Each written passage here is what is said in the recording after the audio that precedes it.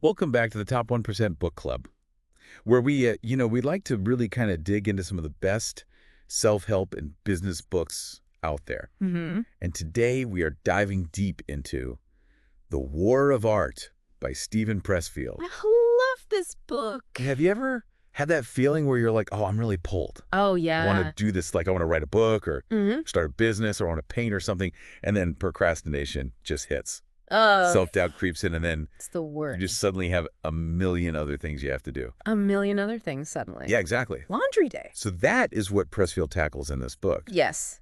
What's so fascinating is he gives a name to this feeling that we all experience, Yeah. and he calls it resistance. Resistance. So it's not just me being a terrible procrastinator. You and me both. There's like an actual force at play here. You got it. Tell me more. So, Pressfield says that resistance is this force that kicks in hardest when we're trying to move from what he calls a lower sphere to a higher sphere. Oh, interesting. So, think about it this way. The lower sphere is your comfort zone. Okay. Maybe it's watching TV, scrolling social media, whatever. Got it. But the higher sphere is where you create, you contribute, you grow. Resistance is that thing that wants to keep you stuck in that lower sphere. So I'm already starting to see how this applies to my own life. Uh-huh. Where I keep putting off writing that children's book that I've been dreaming about. Mm-hmm. Is that resistance? Sounds like it. It could be. Could be for sure. And what's interesting is that Pressfield uses a great example from his own life. He talks about bouncing between dead-end jobs for years, avoiding his true calling. As a writer, because he knew he wanted to write, Mm-hmm. but resistance kept him stuck. The struggle is real. So that makes me feel a little bit better Me too. that even a successful author like Pressfield struggled with this. Everyone struggles. So how did he finally overcome it? Was it like a magical burst of motivation? Not quite a magical burst of motivation, but what he calls turning pro. Turning pro. What does that mean? So think about a professional athlete, right? Okay. They don't wait for inspiration to strike. They have a training schedule. They show up every day. They put in the work. That's the mindset that Pressfield says we need to adopt to defeat this resistance. Okay, so I get it in theory, but I am a terrible starter. What's a practical step I could take today to be more pro about my writing? Love it. So Pressfield talks about the power of rituals. Rituals. Okay. And it doesn't have to be anything fancy. For him, it was washing dishes after a writing session. Interesting. It was a way to signal to his brain, work time is over. Now it's time to relax. That's so simple, but it makes total sense. Right. So maybe I could try going for a walk after I write for an hour. Love it. Sort of a mental reward system. There you go. Yeah. It's about finding what works for you. Now, Pressfield, while he's not big on visualization himself, he acknowledges its power. Yeah. So could visualizing yourself, finishing that children's book, holding it in your hands, help motivate you to keep going? That's a great point. I actually used to do that when I was training for marathons. There you go. I would visualize myself crossing the finish line. Mm-hmm. Okay, so I'm feeling more hopeful already.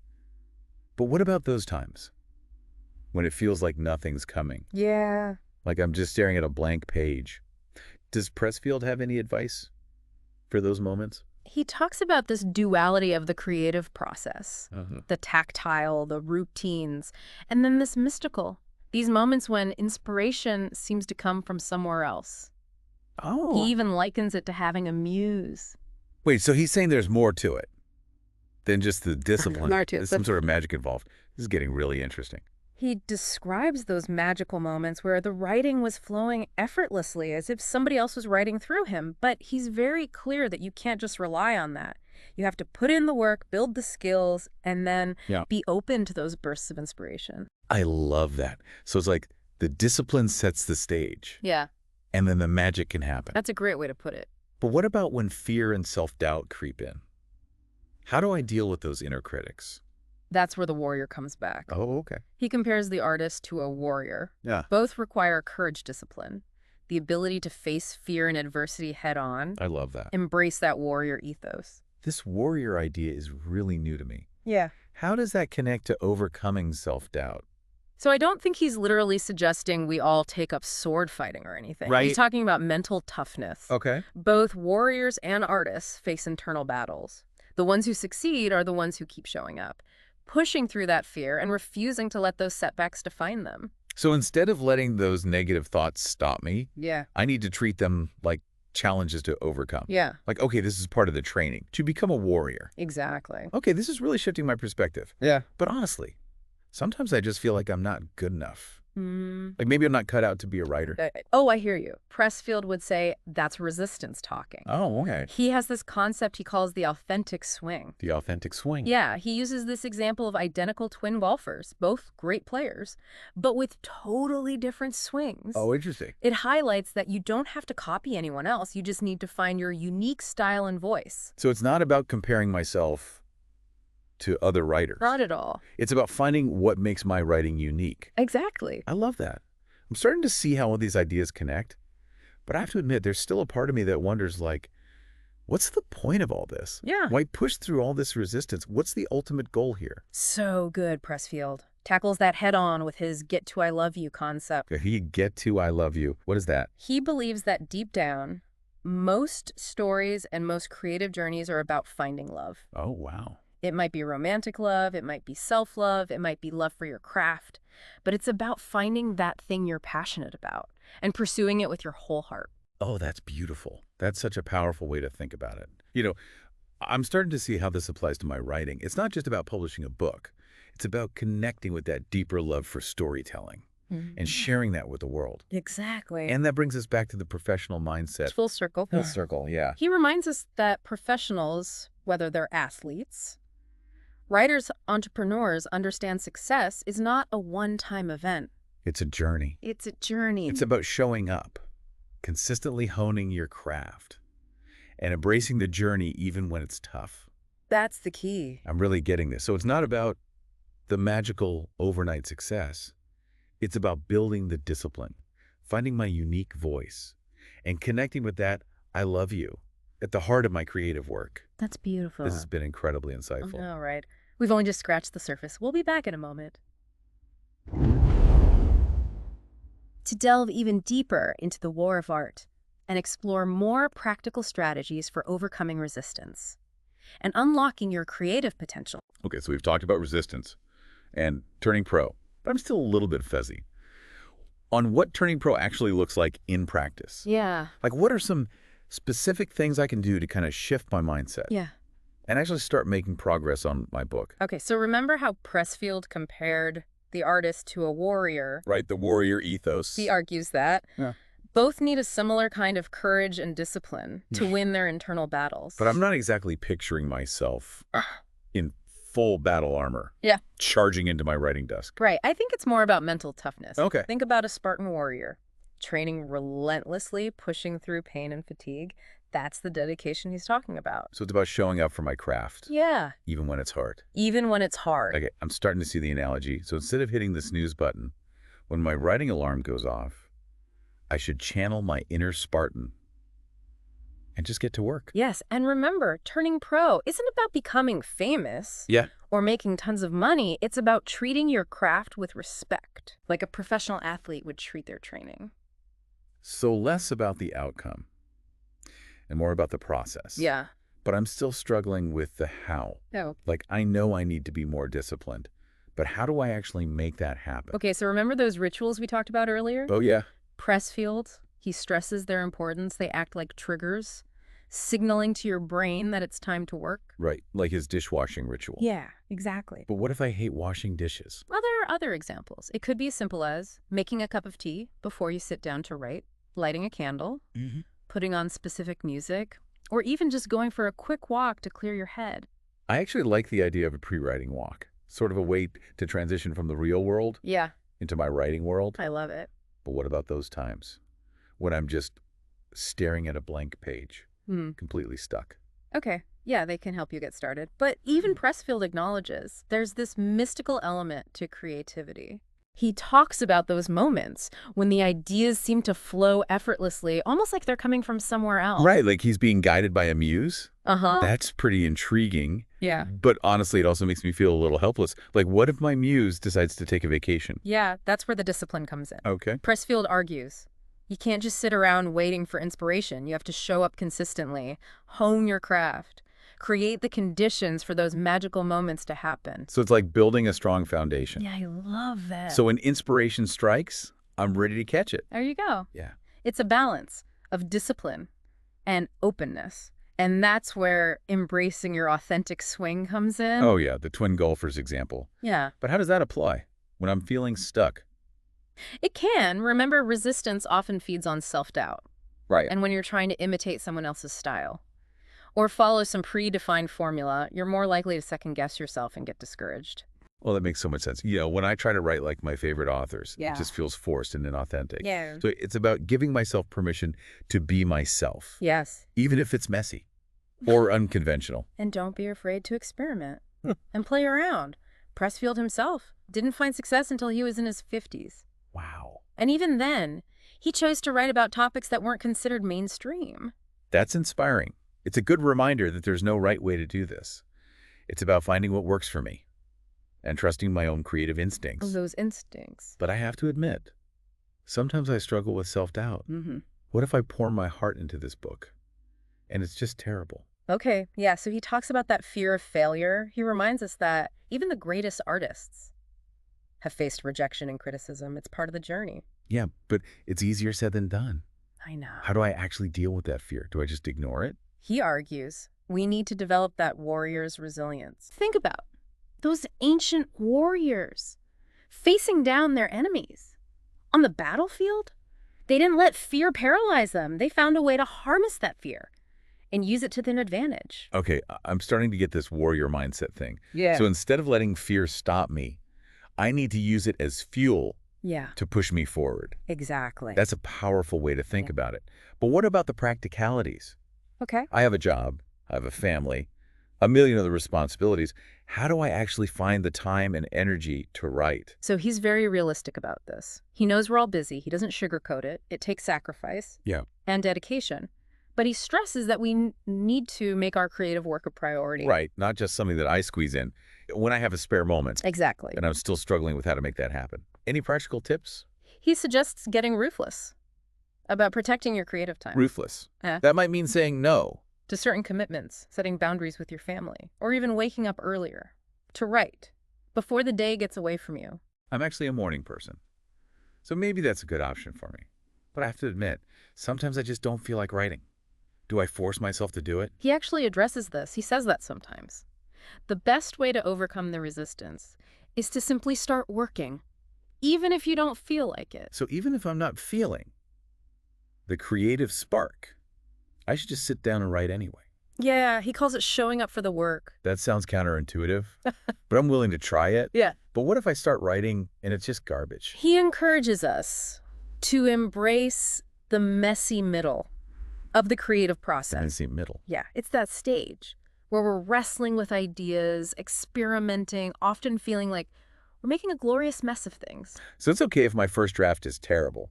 It's okay. That actually takes some pressure off. But sometimes I feel like I'm just spinning my wheels going nowhere. Oh, yeah. I don't know if I'm on the right track. He reminds us that the creative journey is rarely a straight line. There will be detours, dead ends, moments of self-doubt. But he argues, if you're feeling resistance, it's a sign you're on the right path.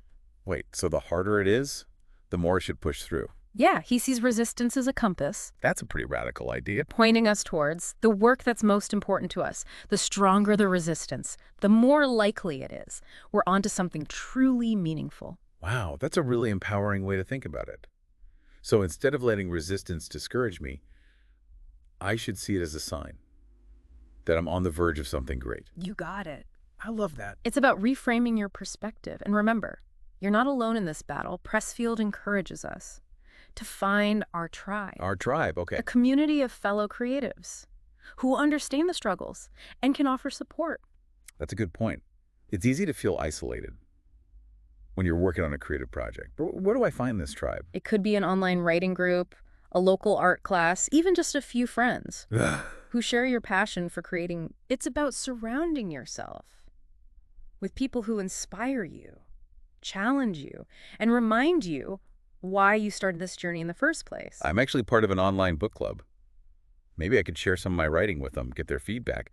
But what if they hate it? Oh, he would say... Objection is terrifying. I know, but he would say that's resistance talking. Oh. Trying to keep you isolated and stuck in your comfort zone. Sharing your work can be scary, but it's also incredibly rewarding. And remember, even the most successful artists have faced rejection at some It's point. true. It's part of the process. You're right. Maybe I need to be a little braver and put myself out there more. This whole conversation has been about pushing past my comfort zone, so why not take that a step further? Exactly. But there's still this nagging question in my mind. Oh. What if I put in all this effort? I fight through all this resistance, and my work still doesn't make a difference. So he addresses this in a really beautiful way. He talks about how our creative work can become a form of service, a way of contributing to something larger than ourselves. So it's not just about personal fulfillment. It's about using my creativity to make a positive impact on the world. Yes, he describes this shift That's a pretty inspiring way to look at it. in his own thinking when he realized that his writing could potentially inspire and uplift others. He started to see his work as a gift, to share a way of connecting with readers on a deeper level. Wow, that's powerful. It makes me think about the books that have had a profound impact on my life. You know, those stories that made me laugh, cry, think differently about the world. Maybe my writing can do that for someone else. Exactly. It's about recognizing the power of our creativity to touch lives, to inspire change, and to leave a positive mark on the world. That's a beautiful thought to end on. As we kind of wrap up this part of our deep dive into the war of art, I'm feeling so much more motivated and equipped to finally tackle that children's book. What are some key takeaways that you think listeners should walk away with? I think the biggest takeaway is that resistance is real, but it can be overcome by adopting a pro mindset, developing rituals, embracing your authentic swing, and finding your tribe. You can unleash your creative potential and bring your ideas to life. I love it. This has been an amazing deep dive into the war of art. We'll be back in a moment to wrap things up and leave you with a final thought-provoking question to ponder. All right, so we've covered a lot of ground here, talking about resistance turning pro, even tapping into that higher realm of creativity. But there's one more thing that really stood out to me from the war of art, this idea that we don't have to do this alone. Yeah. Pressfield talks a lot about finding our tribe. It's so important. And he makes this really cool connection between ancient warriors and modern-day artists. I love that. So you think about those Spartan warriors training together, facing battles as a unified force. And he's suggesting that we need that same kind of camaraderie and support in our creative journeys. Absolutely. So it's like having a creative support system, people who get it, who understand the struggles, and can offer encouragement when you need it. I could definitely see the value in that. But honestly, most of my writing happens late at night, in my pajamas, fueled by coffee and self-doubt. How do I find this tribe when my creative process feels so solitary? It doesn't have to be a literal band of warriors training together. Right. It can be an online writing group, a local art class, or even just a few friends who share your passion. It's about finding those people who inspire you, who challenge you, and who remind you why you do what you do. I'm actually part of an online book club, Perfect. but we mostly just discuss books that we've read. Maybe I could share some of my writing with them, Yeah. get their feedback. But what if they hate it? I bet they won't. Rejection is terrifying. Pressfield would probably say that's resistance talking. There it is again. Trying to keep you small, trying to keep you isolated, in your comfort zone. Sharing your work can be scary, but it's also incredibly rewarding. And remember, even the most successful artists have faced rejection. That's true. It's part of the process. You're right. Maybe I need to be a little braver and put myself out there. This whole conversation has been about pushing past my comfort zone, so why not take it a step further? Exactly. But I still have this question in my mind. Yeah. What if I put in all this effort? I fight through the resistance, and my work still doesn't make a difference. So Pressfield talks about this in a Yeah. really beautiful way. He says that our creative work can become a form of service, a way of contributing to something larger than ourselves. So it's not just about personal fulfillment. It's bigger than that. It's about using my creativity to make a positive impact on the world. I love that. That's a really inspiring way to look at it. He describes it as a shift in his own thinking when he realized that his writing could potentially inspire and uplift others. And he started to see his work as a gift to share, a way of connecting with readers on a deeper level. That's beautiful. It makes me think about the books that have had an impact on my own life. You know, those stories that made me think differently, the world that made me laugh, that made me cry. Maybe my writing can do that for someone else too. I think so. That's incredible. It's about recognizing the power of our creativity to touch lives, to inspire change, to leave a positive mark on the world. Yes. That's a beautiful thought to end on. So as we wrap up this deep dive into the war of art, I'm feeling so inspired to finally tackle that children's book. What is one final question that you would like to leave our listeners with? What legacy do you want to leave with your creative work? Yeah. How can you use your unique gifts to make a difference, to inspire others, and to leave something meaningful behind that will outlast you? Those are powerful questions. I love that.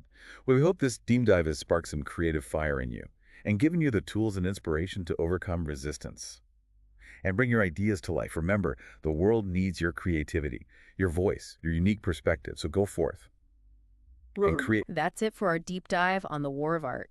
We hope you found it insightful and empowering, and maybe even a little bit life-changing.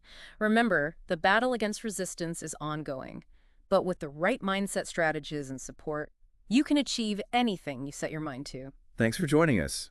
And if you're feeling inspired, we highly recommend picking up a copy of The War of Art to dive even deeper into Pressfield's wisdom. Until next time, keep creating, keep fighting the good fight, and keep unleashing your brilliance on the world.